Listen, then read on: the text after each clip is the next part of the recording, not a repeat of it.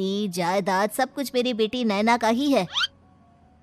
पापा, नाम से लगता है बहुत खूबसूरत होगी। कितना अच्छा नाम है ना, नैना।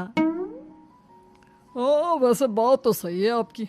अब इतना पैसा है, जमीन जायदाद है, इकलौती बेटी, आप भी क्या करेंगे? सब कुछ उसे ही देंगे ना। बिल्कुल ठीक पहचाना आपने। बस बेटी की शादी और सारी जायदाद उसके नाम। पापा, बिना देखे हाँ कर दीजिए ना। इतना अच्छा रिश्ता फिर कहाँ मिलेगा? माला माल हो जाएंगे हम। मैं अपनी बेटी को बुलाता हूँ। अरे नहीं नहीं नहीं नहीं, आपकी बेटी का नाम नैना है, सुनकर ही लगता है बहुत सुंदर होगी। रहने दीजिए अंकल, मैं तो आपकी बेटी के नाम से ही इतना खुश हो गया हूँ कि उसे बिना देखे शादी करने को तैयार हूँ। अब तो मैं उसका चेहरा सीधे शादी के बाद ही देखूंगा। और इस तरह राघव नैना का चेहरा नहीं देखता और उससे शादी कर लेता है। शादी के बाद अपनी सुहाग रात पर जब राघव नैना का घूंघट उठाकर देखता है तो नैना की आंखें बंद थी। कितने खूबसूरत हो तुम नैना, जरा अपनी आंखें खोलकर मेरी तरफ देखो तो सही। नहीं, मुझे शर्म आती है। अरे, मैंने तुम्हें शादी से पहले भी नहीं देखा, और अब अगर तुम आंखें खोलकर मुझे देखोगी भी नहीं तो मुझे अच्छा कैसे लगेगा?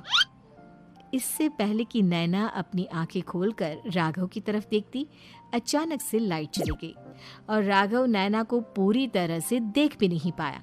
अगली सुबह नैना राघव के लिए नाश्ता बनाकर लेकर आई। अरे ये क्या, आधा पराठा सेका हुआ है और आधा बिल्कुल कच्चा। ये तुमने क्या किया नैना? बहू, तुमने क्या आधा पराठा तवे से नीचे लटका कर रखा था, जो आधा सेका है और आधा कच्चा? मुझे जितना दिखेगा उतना ही तो सीखूंगी ना पापा जी। जहाँ जहाँ मुझे नजर आ रहा था वहाँ मैंने सीख लिया, जहाँ जहाँ नहीं दिखा वहाँ कच्चा रह गया होगा। इसका क्या मतलब है? ये कैसा मजाक कर रही है तुम? अरे बहू, तुमने इतना लंबा घूंघट क्यों लगाया हुआ है? देखो, हमारे घर में बहुओं को बेटी की तरह रखा जाता है, और फिर तुम तो इतना सारा माल लेकर आई हो। देखो, ये घूंघट डालकर रखने की कोई ज़रूरत नहीं है। हाँ नैना, पापा जी ठीक कह रहे हैं, तुम तो आराम से रहो, अपना ही घर समझो। नैना अचानक से अपना घूंघट उठा लेती है। अरे ये क्या पापा, नैना की तो एक आंख फूटी हुई है। नाम से नैना, लेकिन ये तो कानी बहू निकली। मेरे साथ धोखा हुआ है, धोखा। बिना दिखाए अपनी कानी लड़की मेरे संग ब्याह दी, मुझे कानी बीवी नहीं चाहिए। मुझे अभी ओम प्रकाश जी से बात करनी पड़ेगी। आखिर उन्होंने मेरे साथ ऐसा किया क्यों? अरे, आप लोगों ने ही तो पापा से कहा था कि आप लोग शादी से पहले मुझे देखना नहीं चाहते। अब मेरे पापा पर क्यों इल्जाम लगा रहे हैं? अरे लेकिन उन्हें बताना तो चाहिए था ना कि तुम कानी हो, एक आंख से तुम्हें दिखाई नहीं देता। किशोरी लाल और राघव नाराज होकर ओम प्रकाश को अपने घर बुलाते हैं। पापा जी, ये आपने क्या किया?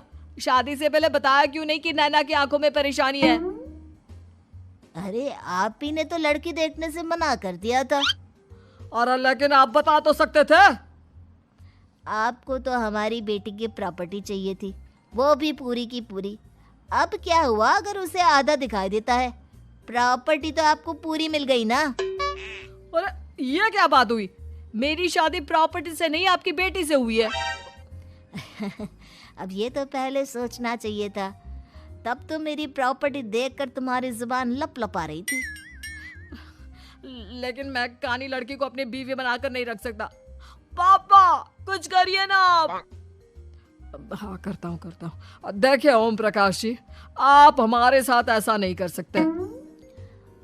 और तुम देखो, अगर तुमने मेरी बेटी से शादी तोड़ी ना, तो जो भी प्रॉपर्टी मैंने तुम्हें दी है वो तो पूरी की पूरी वापस ले ही लूंगा, और आधी प्रॉपर्टी तुम्हारी भी लूंगा। अरे, मेरी आधी प्रॉपर्टी भला क्यों लेंगे आप? इसलिए क्योंकि मेरी बेटी को आधा नजर आता है और उसकी नजर अभी तक तुम्हारी आधी जायदाद पर ही पड़ी है। अब तुम उसे घर से निकालोगे तो कुछ तो लेकर जाएगी ना।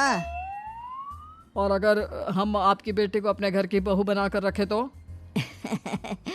तो तुम्हारी पूरी प्रॉपर्टी तुम्हारी ही रहेगी, और जो मैंने तुम्हें दिया है ना, उसमें से बस मैं आधा लेकर जाऊंगा। अरे लेकिन अब आप अपनी दी हुई प्रॉपर्टी में से आधी वापस क्यों लेकर जाएंगे? अगर मैं आपकी बेटी को अपनी पत्नी बनाकर रखने को तैयार हूं तो। इसलिए ताकि भविष्य में अगर तुम मेरी बेटी को धोखा दो तो उसके पास कुछ तो रहे जो पति का हो। वैसे मेरे पास तो बहुत कुछ है, लेकिन अपने पति की कोई निशानी तो उसके पास होनी चाहिए ना। अब अगर तुमने मेरी बेटी को कहानी कहा तो तुम्हें प्रॉपर्टी भी कहानी ही मिलेगी, पूरी नहीं। जमाए राजा। किशोरी लाल और राघव समझ चुके थे कि वो बुरी तरह फंस चुके हैं और अब उनके पास वहां से निकलने का कोई चारा नहीं है। अब समझ में आया ना, लालच बुरी बला होती है। एक तो तुम्हें प्रॉपर्टी मिली, ऊपर से बीवी मिली, उसमें तुम्हें नखरे भी दिखाने हैं। आए बड़े, चुपचाप बैठो दोनों। कुछ दिनों के बाद नैना राघव की कार लेकर बाजार घूमने निकलती है और जब कार लेकर वापस आती है, ये क्या, एक तरफ से मेरी गाड़ी पूरी खराब हो चुकी है। लगता है तुमने मेरी गाड़ी को किसी दूसरी गाड़ी के साथ एक्सीडेंट किया है। अरे अरे, कितना बड़ा नुकसान कर दिया तुमने बहू। वो क्या है ना पापा जी, मुझे एक आंख से दिखाई नहीं दे रहा था, सामने से गाड़ी आ रही थी। मुझे तो सिर्फ आधा ही दिखाई दिया और वो गाड़ी मेरी कार से रगड़ते हुए निकल गई। अब मैं क्या करूं बताओ? आप इसे ठीक कराने के पैसे कौन देगा? तुम्हारे पापा। तुमने मुझसे इस तरह से बात की? अभी रुको। नैना राघव की शिकायत ओम प्रकाश को कर देती है। देखो राघव, अब जो मेरी आधी प्रॉपर्टी तुम्हारे पास थी ना, उसमें से आधी और मैं लेकर जाऊंगा, क्योंकि तुमने मेरी बेटी को डांटा। अरे नहीं नहीं पापा जी, गलती हो गई, माफ कर दो। गलती की तो कोई गुंजाइश ही नहीं। अगली बार मेरी बेटी को डांटा तो बची हुई आधी में से आधी और ले जाऊंगा। लालच के चक्कर में हम दोनों ने बहुत बड़ी गलती कर दी बेटा। एक तो तुम्हें कानी बहू मिली और ऊपर से जो माल मिला वो भी काना। इस तरह राघव की हर एक गलती पर ओम प्रकाश उसकी प्रॉपर्टी का आधा आधा हिस्सा लेकर अपना सारा माल वापस ले गया और राघव को कानी बीवी से काम चलाना पड़ा। भाई लालच वाकई में बुरी बला है।